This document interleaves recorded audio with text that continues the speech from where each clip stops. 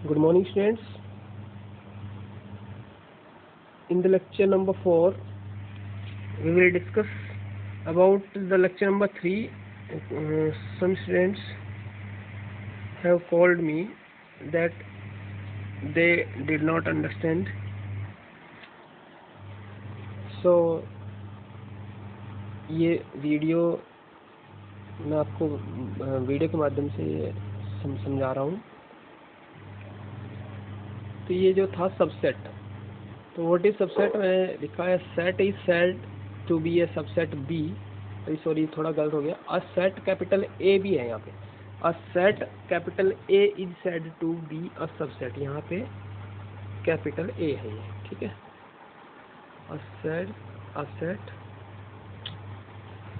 यहाँ पे a set के बाद में कैपिटल ए भी कर देना। A set capital A is said to be a subset of capital B if every element of A is also an element of B। यानी कि एक सेट दूसरे सेट का सबसेट कब कहलाएगा। तो जैसे नाम से पता है सब, जैसे सब इंस्पेक्टर हो गया, ऐसे इंस्पेक्टर बड़ी पोस्ट हो गई, सब इंस्पेक्टर थोड़ी छोटी पोस्ट होती है। इसी तरह से सेट बड़ा हो गया, सबसेट उसका छोटा पार्ट। यानी कि अगर एक छोटा सेट है हमारे पास, सपोज दैट 1 2 3 एक सेट लेता हूँ 1 2 3, ठीक है। तो ये तो एक सेट हो गया जिसमें 3 एलिमेंट है 1 2 3। एक दूसरा सेट लेता हूँ जिसमें एलिमेंट ले रहा हूँ मैं 1 2 3 4 5, 5 एलिमेंट ले लिए मैंने, ठीक है। तो जो 1 2 3 सेट है उसको मैं कैपिटल ए का नाम दे रहा हूँ। यानी कि ए जो है वो 1 2 3 3 एलिमेंट लिए, और बी में जो है मैं 1 2 3 4 5 5 एलिमेंट ले रहा हूँ। तो यहाँ पे हम देखते हैं कि सेट ए के जितने भी एलिमेंट हैं वो सेट बी के अंदर मौजूद है, यानी सेट बी बड़ा सेट है। तो इस कंडीशन में क्या होगा, ए जो है वो बी का सबसेट कहलाएगा। क्लियर ना। और हम इसको इस तरह से रिप्रेजेंट करते हैं, ये A is a subset of B, और नीचे इसमें इक्वल टू का साइन लग जाता है अगर सेट जो है इक्वल भी है। यहाँ पे इक्वल टू का साइन लग जाता है, यानी कि ये वाला साइन लग जाता है, ठीक है। क्योंकि इस साइन का मतलब है कि ए बी का सबसेट है, वो इक्वल सेट भी हो सकते हैं, यानी दो इक्वल सेट भी एक दूसरे के सबसेट कहलाते हैं। क्लियर ना। इसको ऐसे डिनोट कर दिया जाता है। अच्छा, इसमें रिप्रेजेंटेशन बहुत ज़रूरी है, बहुत इम्पोर्टेंट है। रिप्रेजेंटेशन जरूर आनी चाहिए किस टाइप को हम किस तरह से रिप्रेजेंट करते हैं। आ रही बात समझ में। तो रिप्रेजेंटेशन में है, अगर स्मॉल ए कोई एलिमेंट है, किसका एलिमेंट है, ए का, रिप्रेजेंट करने का क्या तरीका है इसका, ये तरीका है। If A is the element of capital A then A definitely will be the element of capital B. अगर ए बी का सबसेट है तो ये कंडीशन है। अगर ए बी का सबसेट है तो इसको डिनोट कैसे करेंगे, ए बिलोंग्स टू ए, इसको बिलोंग्स टू बोलते हैं जो साइन लगा हुआ है, ए बिलोंग्स टू ए, ये वाला जो साइन है इस तरह का, ये बिलोंग्स टू का साइन है, ध्यान रखना, ये बिलोंग्स टू का साइन होता है, ये वाला थोड़ा गलत हो गया, ये बिलोंग्स टू का साइन होता है, ठीक है। तो A belongs to A implies that का मतलब श्योरिटी होती है कि इसका मतलब ये है, अगर ए कैपिटल ए का एलिमेंट है तो वो श्योर कैपिटल बी का भी एलिमेंट होगा। कब, जब ए बी का सबसेट है। क्लियर ना। तो ये सबसेट समझ में आ गया होगा आई थिंक सो, और इसकी रिप्रेजेंटेशन याद कर लेना किस तरह से होती है, ठीक है। ए बी का सबसेट कब होगा, जब A small A belongs to A होगा, then sure A belongs to B होगा। क्लियर ना। तो इसकी रिप्रेजेंटेशन है, बहुत ध्यान से समझ लेना। इसके बाद जो आता है इंटरवल्स आते हैं, इंटरवल्स, ठीक है। तो इंटरवल्स कैसे होते हैं वो मैं आपको बता रहा हूँ। इंटरवल क्या इंटरवल होता है और उसको कैसे हम रिप्रेजेंट करते हैं, ठीक है। चलिए देखते हैं इंटरवल्स क्या होते हैं। तो हमारे पास 4 तरह के इंटरवल हैं, open interval, close interval, open close, ये ओपन क्लोज हो गया, और ये क्लोज ओपन इंटरवल हो गया, ठीक है। मैंने कोई एलिमेंट ले लिया x जो है बिलोंग करता है -1 to 5 और दोनों तरफ मैंने स्मॉल ब्रैकेट लगाया है। ध्यान से देखो, मैंने दोनों तरफ क्या लगाया है, स्मॉल ब्रैकेट लगाया है। इस पे ध्यान दो जरा, और स्मॉल ब्रैकेट लगाया है। क्लियर ना? ये इसका मतलब क्या है कि x जो है वो -1 और 5 के बीच में वेरी करता है, यानी x की जो वैल्यू है वो -1 और 5 के बीच में है, पर x की वैल्यू -1 और 5 नहीं है। ये स्मॉल ब्रैकेट है। इस स्मॉल ब्रैकेट को ओपन ब्रैकेट्स भी बोलते हैं in terms of set, set की टर्म्स में। क्लियर ना? तो ये तो रिप्रेजेंट करने का तरीका होगा बिलोंग्स टू में। इसको हम ऐसे भी लिख सकते हैं कि x जो है वो 5 से छोटा है और -1 से बड़ा है। क्लियर ना? यानी <5 > -1। क्लियर? तो ये ओपन इंटरवल है क्योंकि इसके दोनों तरफ ओपन ब्रैकेट्स लगे हुए हैं। तो ओपन ब्रैकेट्स का मतलब है कि जो x की वैल्यू है वो -1 और 5 नहीं है, इनके बीच में वेरी करती है। क्लियर? इसके बाद नेक्स्ट सेकंड नंबर पे आता है क्लोज इंटरवल। क्लोज इंटरवल में देखो x बिलोंग्स टू 1 to 10 लिखा है मैंने, दो एलिमेंट ले लिए, दो नंबर ले लिए 1 और 10। इसका मतलब है कि x जो है वो 1 और 10 के बीच में वेरी करता है, लेकिन x की वैल्यू 1 और 10 भी है। क्लियर ना?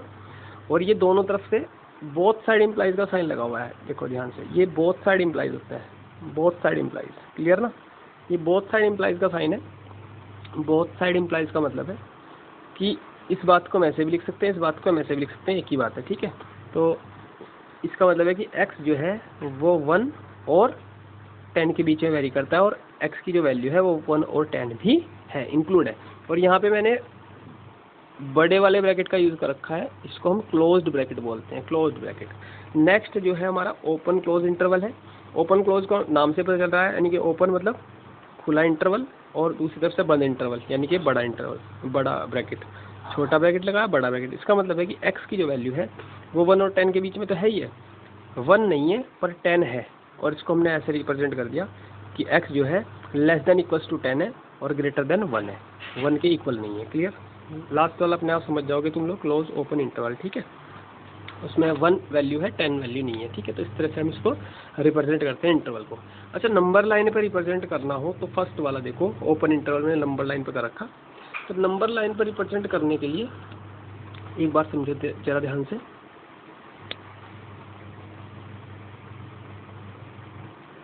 सपोज दैट ये लिखा हुआ है x बिलोंग्स टू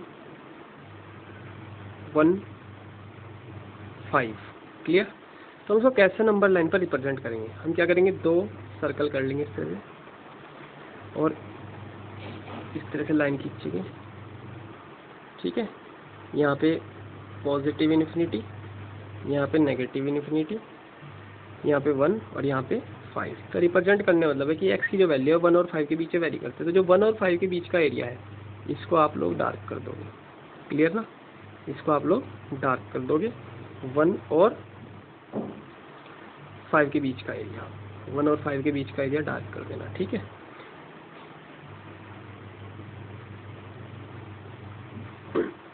तो ये तो हो गया हमारा ओपन इंटरवल, क्लियरली ओपन। ठीक है? अगर हम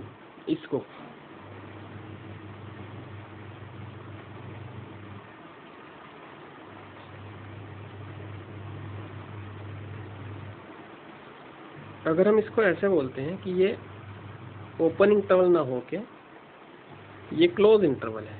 ठीक है?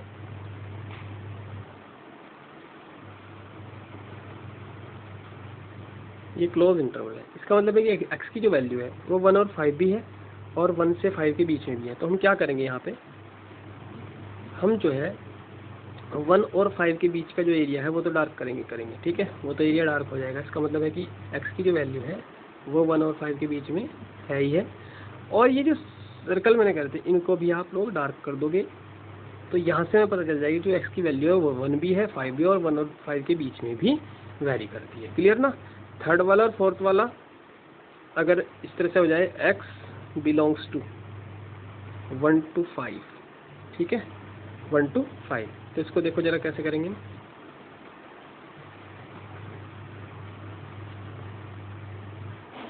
चलो मैं दोबारा करता हूँ।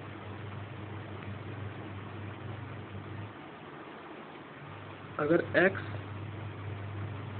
बिलोंग्स टू 1 5 इस तरह से है, ओपन क्लोज इंटरवल। तो वही 2 सर्कल करो इस तरीके से, ये इन्फिनिटी हो गया पॉजिटिव, ये नेगेटिव इन्फिनिटी हो गया, ये 1 लिख दिया यहाँ पे, मैंने लिख दिया 5, ठीक है। उसमें मैंने 110 का एग्जांपल दे रखा।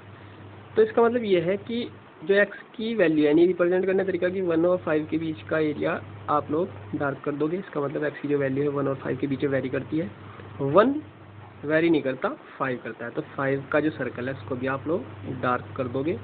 तो इसका मतलब है कि x की जो वैल्यू है वो 1 से 5 के बीच में है और 5 है बट 1 नहीं है, ठीक है। फोर्थ वाला अपने आप समझ लेना, कोई ज़्यादा बड़ी बात नहीं है। तो इस तरह से हमारा इंटरवल ये यहाँ पे पूरा हो गया, क्लियर ना।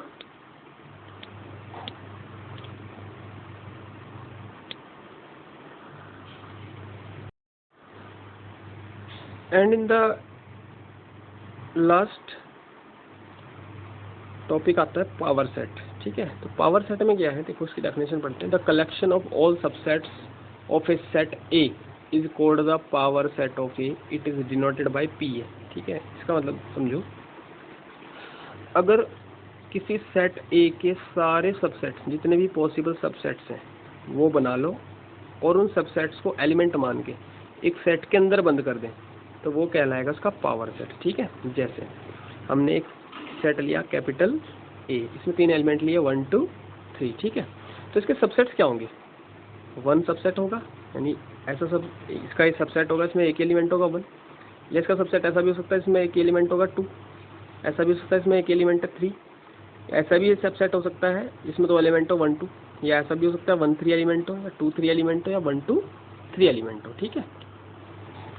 तो ये इसके सबसेट्स होंगे, पॉसिबल सबसेट। इसके अलावा कोई सबसेट नहीं होगा। इसके अलावा सिर्फ एक ही सबसेट बचता है हमारा एम्प्टी सेट, जिसको हम 5 बोलते हैं, ठीक है।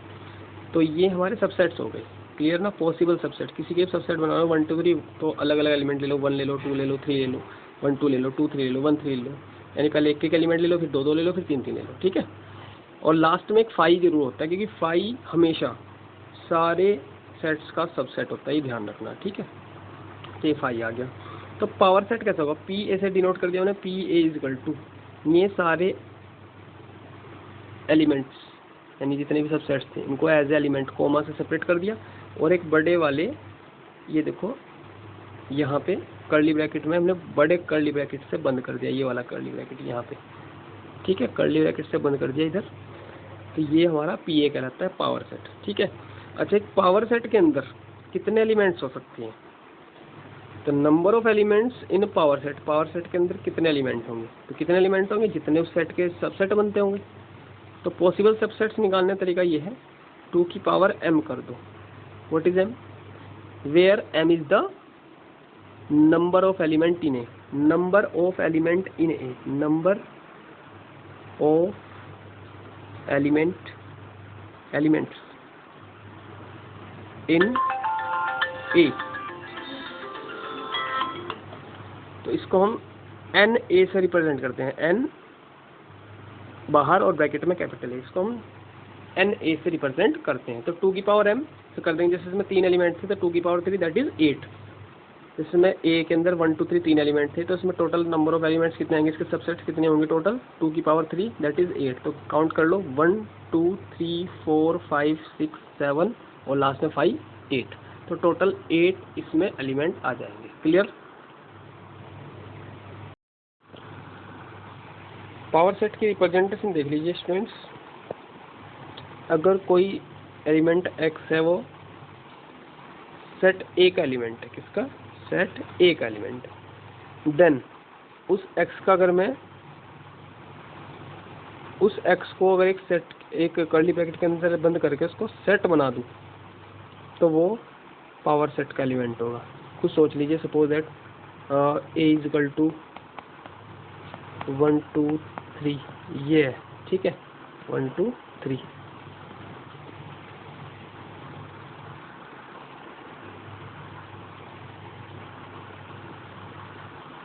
वन टू थ्री अगर एलिमेंट है तो हम इसको ऐसा बोल सकते हैं कि 1 जो है वो ए का एलिमेंट होगा, क्लियर।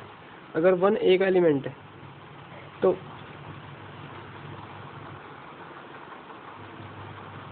वन, वन क्या है, वन सबसेट होगा ए का, और अगर ये सेट ए का सबसेट है तो पी का क्या होगा, ये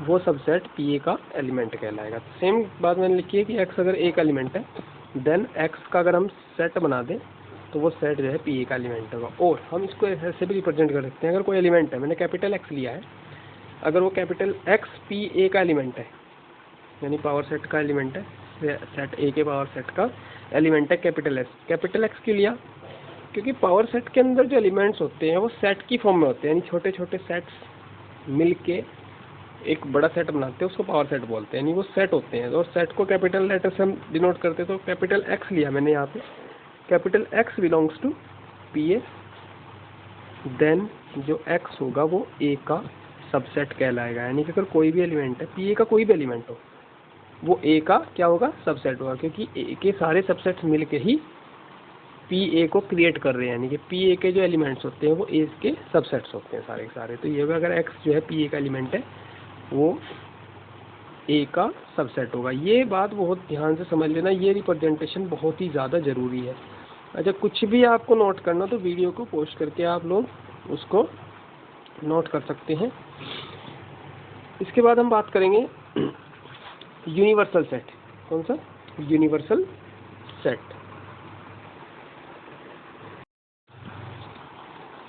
स्टूडेंट्स, 4 सेट लिखे मैंने, ए बी सी डी। ए के अंदर 1 2 3 4 5 6 7 8 9 10, 1 से लेकर 10 तक एलिमेंट्स हैं। बी के अंदर 1 3 5 7 9 यानी ओड एलिमेंट्स है। सी के अंदर 2 4 6 8 10 इवन एलिमेंट्स है। डी के अंदर 2 3 4 5 6 8 10 यानी रेंडमली एलिमेंट्स है, लेकिन है 1 और 10 के बीच में। तो यहाँ पे अगर हम देखते हैं कि ए के अंदर जो एलिमेंट है वो इतने हैं कि बी सी डी के एलिमेंट्स जो है वो सारे के सारे ए के अंदर मौजूद है। यानी कि अगर मैं 1 3 5 7 9 की बात करूँ बी के अंदर, तो वो ए के अंदर सारे एलिमेंट है, बी के भी, सी के सारे एलिमेंट्स भी ए के अंदर है, डी के सारे एलिमेंट्स भी ए के अंदर है। तो इस कंडीशन में क्या होता है, ए इन सब का एक बहुत बड़ा सेट है जो सारे के सारे एलिमेंट्स कंटेन करता है। तो इस कंडीशन में हम क्या कहेंगे, ए को हम यूनिवर्सल सेट कह सकते हैं, बी सी और डी का। तो इसी को बोलते हैं यूनिवर्सल सेट। यानी यूनिवर्सल सेट ऐसा होता है इसके अंदर सारे एलिमेंट होते हैं और जो भी उसके अंडर में सेट्स आ रहे हैं उनके, ठीक है। अच्छा, एक और बात, तो हम इसको ऐसे भी लिख सकते हैं कि बी जो है वो ए का सबसेट है, सी भी ए का सबसेट है, डी भी ए का सबसेट है। क्लियर ना। अच्छा, एक और बात, जो डी के अंदर एलिमेंट है 2 3 4 5 6 8 10 और जो सी के अंदर एलिमेंट है, सी के सारे एलिमेंट डी के अंदर है, तो डी यूनिवर्सल सेट हो सकता है, यानी कहलाएगा सी का। यानी सी के लिए डी भी एक यूनिवर्सल सेट है, यानी कि सी हम ऐसे लिख सकते हैं, C is the subset of D. ठीक है, तो इस तरीके से यूनिवर्सल सेट है। यूनिवर्सल सेट एक ऐसा सेट होता है जिसके अंदर जो एलिमेंट होते हैं वो एलिमेंट्स या उससे कम एलिमेंट्स उसके अंदर में इतने भी सेट आ रहे हैं उनके अंदर मौजूद होते हैं। ठीक है, ये बहुत इजी टॉपिक है यूनिवर्सल सेट। इसके बेसिस पे आप लोग एक्सरसाइज करना जो मैंने दी थी, अब इसको ध्यान से समझ लेना और एक्सरसाइज अपनी सेंड करो मुझे सभी करके जिसने भी करी है। और रिप्रेजेंटेशन पे जो मैंने रिप्रेजेंटेशन समझाई है सबसेट की और पावर सेट की, वो रिप्रेजेंटेशन बहुत अच्छे से समझ लेना। रिप्रेजेंटेशन का खेल है। जो क्वेश्चन आएंगे उसमें अगर आपको रिप्रेजेंटेशन नहीं पता होगा, वैसे तो रिप्रेजेंटेशन को याद करने वाली चीज़ नहीं है, समझने वाली चीज़ है, उसको समझ लेना। समझ लो तो जितना अच्छे से समझ लोगे उतना ज़्यादा बढ़िया रहेगा, अदरवाइज फिर रटना ही पड़ेगी। दूसरा ऑप्शन रटने वाला ही है, उसी के बेस पर आप लोग क्वेश्चन कर पाओगे।